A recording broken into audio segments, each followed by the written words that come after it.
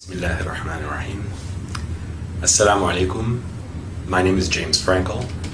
I'm going to be speaking to you a little bit about my experiences coming to Islam. I'm speaking to you now from Honolulu, Hawaii, and it is September 2011. I'm sorry, 2010. Getting ahead of us. I am a professor of comparative religion, and I teach classes in Islam also at the University of Hawaii at Manoa. And I've lived in Hawaii now for just over 2 years, and just entering my third year. And some brothers asked me if I could speak about my experiences, so hopefully, inshallah, I can do this today, and if this is helpful to anybody, may Allah give us all hidayah. As I said, I came to Hawaii 2 years ago. Before that, I lived in New York City. I was born and raised in New York City, born in 1969, and grew up in Manhattan and part of the time in Brooklyn, another few years of my life. For the most part, had a very happy family life. My parents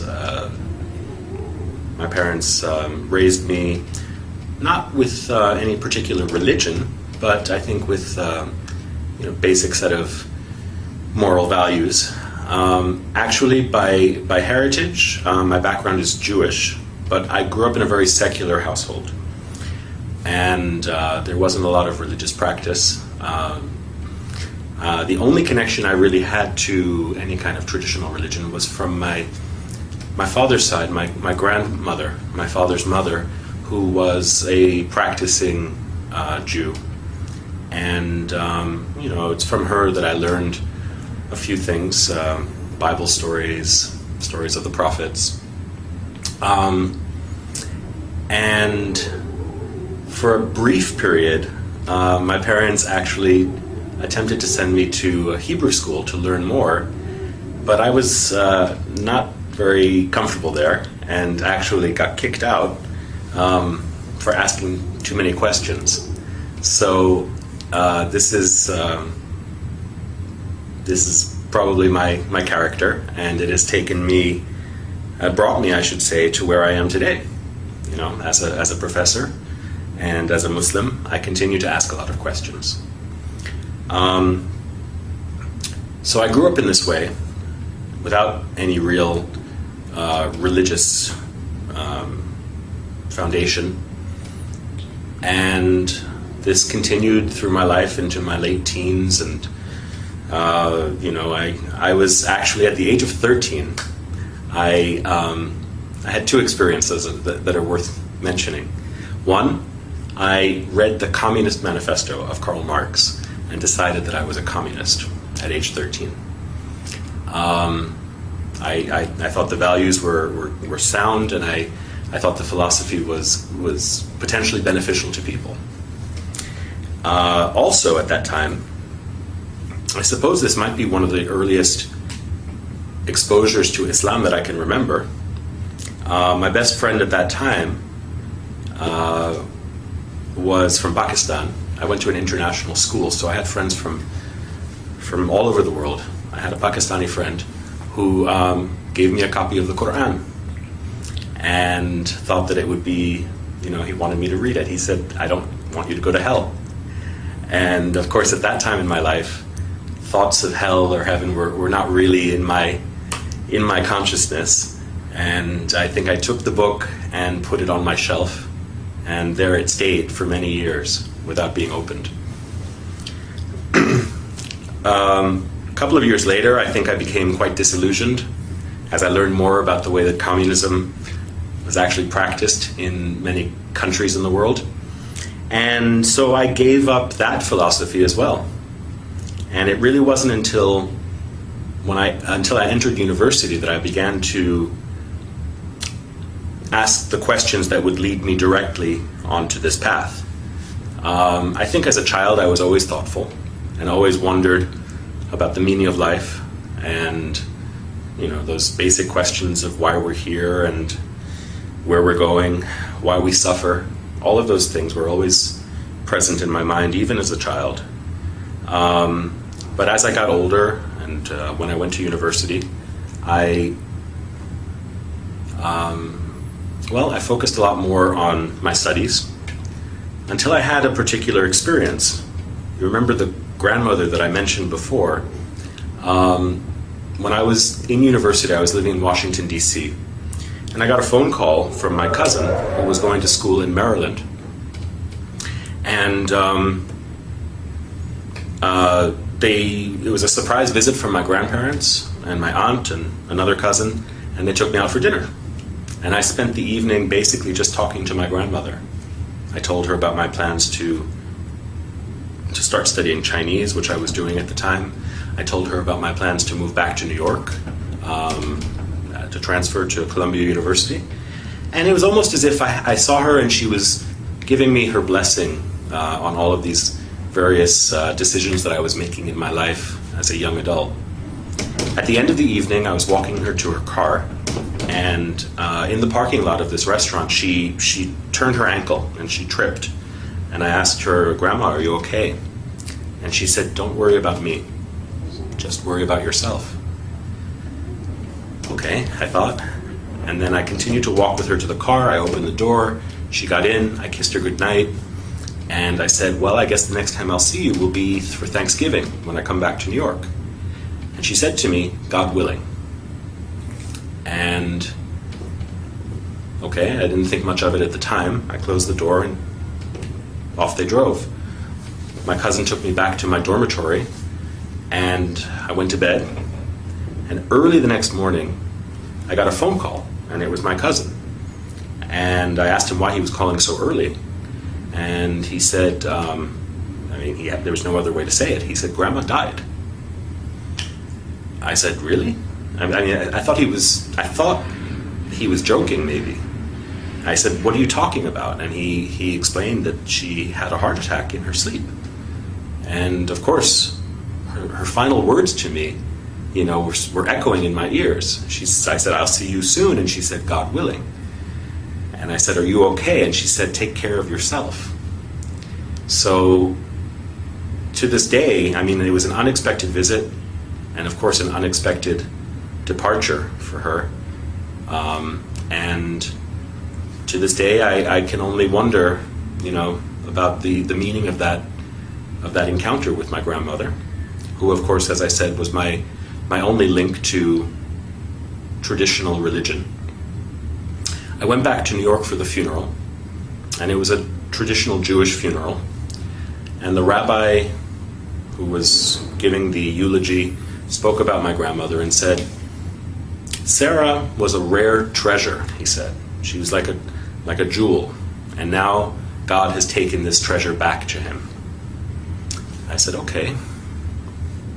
That's what rabbis would say. When the rabbi came to my grandfather's house to pay his respects, I wanted to ask him some questions. I wanted to ask him questions about certain practices that are practiced in a Jewish home at the time of someone's death. And he told me, "Don't worry about those things." He said, "That's just tradition." I said, "Okay, then how about this?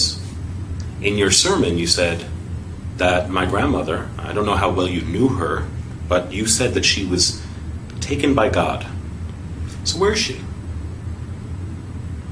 And for that matter, where will I go? Where will you go? Where do any of us go? And why are we here?" And all of those questions that well up in the human heart. And the rabbi, I remember very clearly, he looked at his watch and he said, "I have to go." And I don't think that he realized how angry that made me. I also don't think that he realized at that time that he set me on a course that would lead me to where I am today. Because I became very interested in those questions. And at first, I thought I would try to answer those questions, paying respect to my grandmother's memory. I would try to find a Jewish community where I could answer those questions. But the communities that I found, and again, I was just 18 or 19 years old at the time, the communities that I found were not satisfactory to me. And I asked the question, which I had asked many times as a child, is God only the God of the Jews? There are only 20 million Jews in the world, and yet there are billions and billions of other people. God created them also, right? So I began to study on my own. I began to read the Bible. And that summer, when I was in England, I was there for an internship. There were some Christians, some evangelical Christians, who sort of approached me and wanted to socialize. Of course, they also wanted me to accept their faith. I thought, okay, why not try Christianity? I've never really thought about it. And in reading the Bible, I came to develop a very strong feeling of love and respect for Jesus. But that extra leap that they wanted me to make, to accept Jesus as my Lord and my Savior, was not one that I could do. Jesus for me was more like a big brother. Jesus for me was more like a teacher. Jesus for me was a Jew. And I couldn't accept the claims that they were making about him. But as I said, I did develop a very strong feeling of affection towards him. I thought, okay, I'm not going to find any answers to my questions. On my own, I studied other things. I studied Eastern philosophies, Buddhism. I read the Upanishads. I studied Western philosophies, particularly Greek and Roman Stoic philosophy. But nothing really was answering the profound questions that I had. And one day, I was back in New York, just before I began my semester at my new school. And I was at Times Square, and this was back in the early 1990s. So Times Square was very different than it is today. It was much more seedy, kind of raw place. There were drug addicts and prostitutes, and there were all sorts of religious preachers. And I remember speaking to one guy. I always love to talk to people about religion, often as a skeptic. And there was one guy who was a Jew for Jesus. And he was telling me what he believed, and I had heard it before. To me, it was basically Christianity. And he asked me if I would pray with him. And I said, I'm sorry, I don't believe what you believe. He said, do you believe in God? And I said, I think I do. And he said, then pray with me. We'll just pray to God. And he put his hand on my shoulder, closed his eyes, and started speaking to the Father. And with his eyes closed, I started to look around at where I was, and I saw at the other corner these men with long black beards, white robes, jalabiya, white turbans. They were African or African American, but they looked like they had walked right off the pages of the Bible. They looked like Noah or Abraham or something like that. So I thought, well, I know you shouldn't judge a book by its cover, but why not? Why not talk to them? And I went over after the Jew for Jesus finished praying. I went over to them and I asked them what they were preaching. And they told me I probably wouldn't be interested in it. And I said, why not? And they said, well, because you're the devil. I said, really? I'm the devil. And they said, well, all white men are devils. And I said, if I'm the devil, let me just ask you this one question. If I am the devil, why am I so thirsty to know God? And they explained to me that even the devil believes in God. And I asked them, I said, where did you get this knowledge? I actually knew, I had written a paper in college about Malcolm X and the Nation of Islam. And so I understood that they were probably some derivative of that black nationalist movement. But I asked them what their source was for this claim of my satanic nature. And they gave me some verses from the Bible, Book of Daniel, I think. And I said, no. If I want the Bible, I can go down the street to the Jew for Jesus. or to some other Christian, what about your book? Don't you read the Quran? And they said yes. And so they gave me some verse to read from Surat Al-Kahf. And I took it home. I took home the paper that I wrote it on, and immediately I went up to my bookshelf where I had the Quran that was given to me about 6 years earlier by my friend Mansour. And I started reading. I looked for the passage that they had directed me to, and of course I read it, and there was no indication there that I was the devil or that any other white person was the devil. But since I started reading, I went to the beginning of the book, and I just began to read. And I read, and I read, and I read until I fell asleep with the book in my hands. And the next day, I read, and I read, and I read when I had some free time. And any time I had free time, between classes, when I was commuting to school on the New York City subway, I was just reading the Quran. And it moved me in a way that other books hadn't. Certainly in a way that the Bible didn't. The Quran's directness and the fact that the Lord of the worlds, right, the Creator, as the book describes the author, is speaking directly to you at times, very direct way, very intimately. It moved me in a way that I had not felt before, and I can't tell you where or when exactly. I know that there were times that I would read it, and sometimes I could feel tears in my eyes and running down my face. Sometimes I would read it and the hair on my arm would stand up, or on the back of my neck. And I can't pinpoint precisely the time or the place, but at some point I think that I had realized that I was reading the words of God. Well, around New Year's of that year, this is, I guess, about 1990, January of 1990, I was out with some friends from high school. We were having coffee, and we were just talking about what was going on in our lives. They asked me, what do you believe these days? Because they knew me when I was a communist, and they knew me when I went through many different phases as a young person. And they knew me as someone who didn't really believe in anything. So they asked me, and I said, well, I believe in God. And they said, really? What God?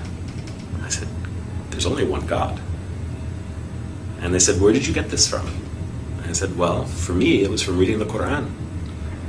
And they said, so you've been reading the Quran, so you must believe that this is the message of God and Muhammad is the messenger of God. And I said, yeah, I guess so. So they said, okay, let me get this right. You believe that there's only one God and that Muhammad is his messenger. I said, yeah, when you put it that way, I do. And they said, you're a Muslim. And I laughed. I said, I'm a Muslim? You're a Muslim. You're from Pakistan. I'm just a guy who believes in God. They said, no, you're a Muslim. If you believe that there is no God but the one God and that Muhammad is his messenger, you are a Muslim. And I was in shock. For the next few days, had to think about what that meant. And I contacted my friend Mansour, the one who had given me the Quran when I was 13 years old.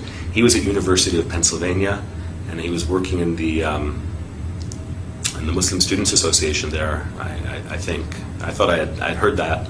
And so I asked him if he could send me some literature that might, give an introduction to Islam, and also, the life and the requirements, I guess, of a Muslim.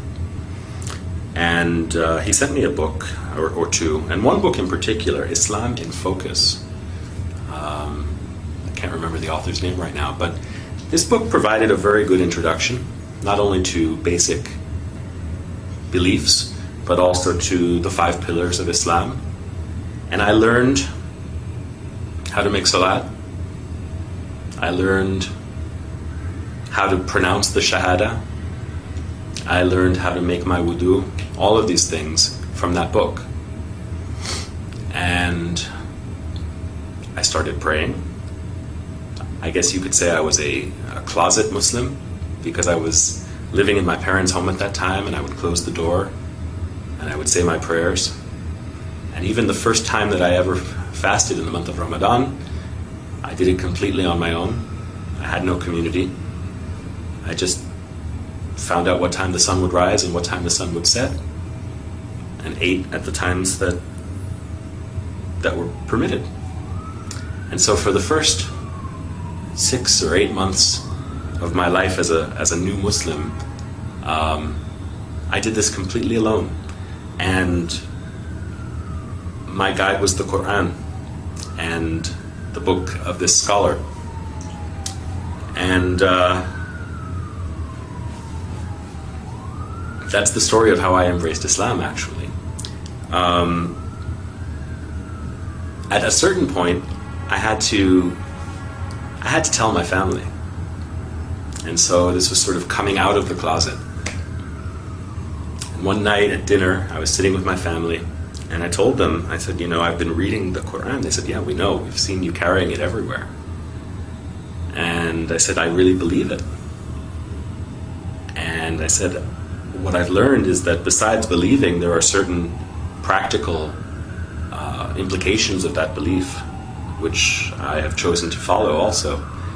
So I guess that makes me a Muslim. My mother's reaction was very strong. She cried. And I think she asked herself, and probably looked at my father and thought, where did we go wrong? How did this happen? I think my father's approach was much more relaxed. He probably thought to himself, well, my son was a communist when he was 13. He was, a skinhead when he was 16. He went through so many different phases, maybe this is just another phase. And I suppose both my mother and my father were onto something. I mean, this was a phase, but it wasn't just a passing phase, or so I thought, or hoped. And my mother must have realized that I was serious. But of course her reaction was one of fear and regret, which I suppose are understandable when one is ignorant and only has distorted perceptions based on misinformation or limited information. So there were great challenges in those first years trying to communicate with my parents. I have to say, alhamdulillah, they are very understanding, and they've been very patient, and we've come to a better understanding. At first I think my mother worried that I would turn into some kind of a monster. But I tried to reassure her that, since embracing Islam, I'm a better student. I think I'm a better son, And, it wasn't as though I was a bad person before Islam. Maybe for some people,